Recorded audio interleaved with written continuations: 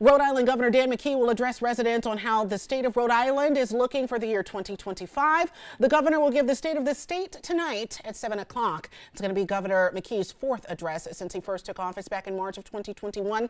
The address comes following a report from the State Office of Management and Budget saying Rhode Island needs to close a $400 million deficit in order to balance the budget this fiscal year. That report also estimates that deficit will grow to nearly $700 million in the next 6 years if state leaders don't change their spending habits. Now, the address also comes as Governor Dan McKee faces pressure from the city council to declare homelessness a state of emergency. That is something the governor says he will not do.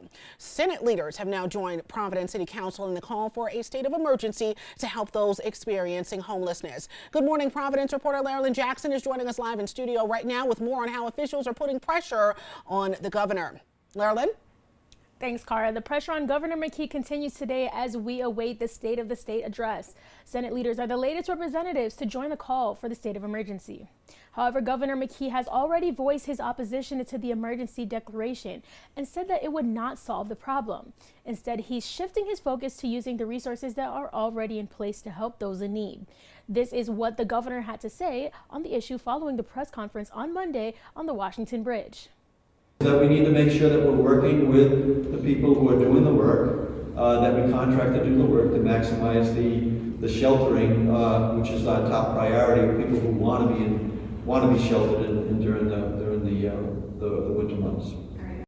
In a statement last week, McKee also says if emergency power waives the capacity limits in shelters or ignores other safety concerns such as sprinkler systems, the state would be solving one problem by creating a new one. However, some Senate members argue that the emergency grant would secure shelter for people throughout Rhode Island and overcome any delays in the opening of Echo Village.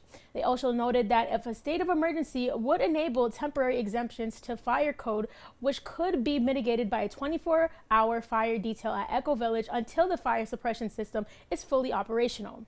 A joint hearing between two Senate committees to review the state's plan to address homelessness will take place on next Tuesday, January 21st.